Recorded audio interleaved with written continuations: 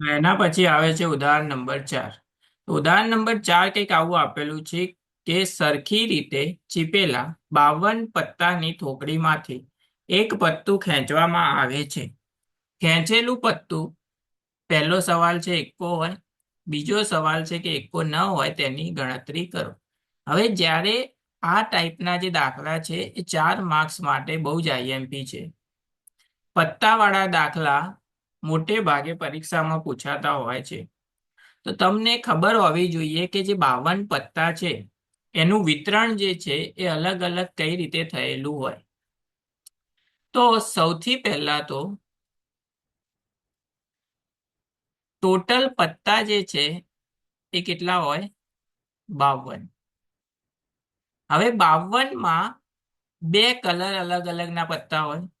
સૌથી પહેલા લાલ રંગના, અને બીજો જે કલર હોય એ કયો હોય? કાળા કલરનો. તો આ બે કલરના પત્તા હોય. હવે સ્વાભાવિક વસ્તુ છે કે ટોટલ 52 પત્તા છે. અડધા પત્તા લાલ કલરના હોય અને અડધા પત્તા કયા કલરના હોય? કાળા રંગના હોય.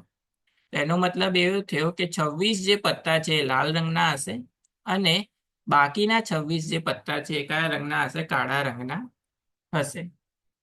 હવે એમાં આ જે લાલ રંગના 26 પત્તા છે એમાં ટોટલ બે અલગ અલગ ચિહ્નો વાળા પત્તા હશે. તો એમાં એક જે ચિહ્ન છે એ આ રીતે લાલનું હશે, એટલે કે હાર્ટ વાળું. અને લાલ રંગમાં બીજું જે ચિહ્ન છે એ હશે ચોકટ વાળું, આ રીતે.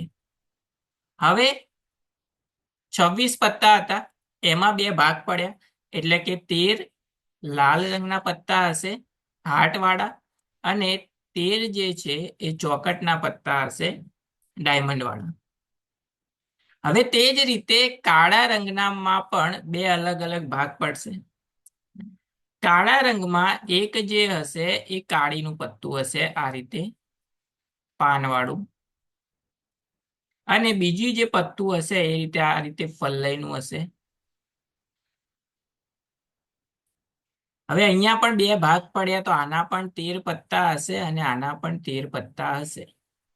તો આટલી વસ્તુ તમારે યાદ રાખવાની કે લાલ રંગના 26 પત્તા હોય, કાળા રંગના પણ 26 પત્તા હોય. લાલના એટલે કે હાર્ટ વાળા 13 પત્તા હોય, ચોકટ ડાયમંડ વાળા 13 પત્તા હોય, સ્પ્રેડ એટલે કે પાન વાળા 13 પત્તા હોય, અને ફુલ્લી ફુલ્લી એટલે કે ક્લબ ક્લબ વાળા પણ 13 પત્તા હોય. હવે આ જે પત્તા છે, ચાલુ પત્તા થાય એ થી. એ એટલે 1 નંબર, પછી આવે 2, 3, 4, 5, 6, 7, 8, 9, 10, અને ત્યાં 11 આવે નહીં. 11 નંબરમાં હોય જોકર, 12 નંબરમાં હોય ક્વીન એટલે કે રાણી, અને 13 નંબરમાં હોય રાજા. તો આ જે 13 પત્તા થયા એનો મતલબ એવો થયો કે જુઓ, લાલના 13, ચોકટના 13, પાનના 13 અને ફુલ્લીના 13. તો આ બધા જે પત્તા છે એ એક એક અહીંયા પત્તા હશે. ટોટલ જે પત્તા છે એ 13 પત્તા હોય, અને દરેક ડિઝાઇનમાં એક એક પત્તું હશે. હવે એકો એ લાલનો પણ હશે, ચોકટનો પણ હશે, પાનવાળો પણ હશે અને ફુલ્લીનો હશે. તો એકાના ટોટલ કેટલા પત્તા હશે? 4. એ જ રીતે 2 નંબરના પણ 4 પત્તા હશે, 3 નંબરના પણ 4 પત્તા હશે. એ રીતે આ બધાના કેટલા પત્તા હશે? 4 4 પત્તા હશે. ટોટલ 13 પત્તા છે, ગુણ્યા 4 4, એટલે કે થઈ ગયા 52 પત્તા પૂરા. તો એકો એના 4 પત્તા હોય એ યાદ રાખવાનું, અહીંનો સવાલ પૂછાય. એના પછી આ જે પત્તા છે, જોકર, રાણી અને રાજા, આ જે ત્રણેય પત્તા છે એને કહેવાય મોઢાવાળા પત્તા. એટલે કે એ જે પત્તું હોય એના ઉપર ચિત્ર દોરેલું હોય મોઢાનું. જોકરનું, રાણીનું અને રાજાનું, આ જે 3 પત્તા છે એને કહેવાય મોઢાવાળા પત્તા. તો જ્યારે પણ પૂછવામાં આવે કે મોઢાવાળા પત્તા, ત્યારે જોકર, રાણી અને રાજા તમને યાદ આવવા જોઈએ. હવે જોઈએ કે આપણને સવાલ કયો આપેલો છે. તો આપણને પહેલો સવાલ આપેલો છે કે પત્તું એકો હોય તેની સંભાવના શોધો. હવે એકો એકાના ટોટલ કેટલા પત્તા હોય? 4. એટલે કે ઘટના એના પ્રયત્નોની સંખ્યા કેટલી થઈ ગઈ? 4. અને કુલ પ્રયત્નો એટલે કે ટોટલ પત્તા કેટલા હતા?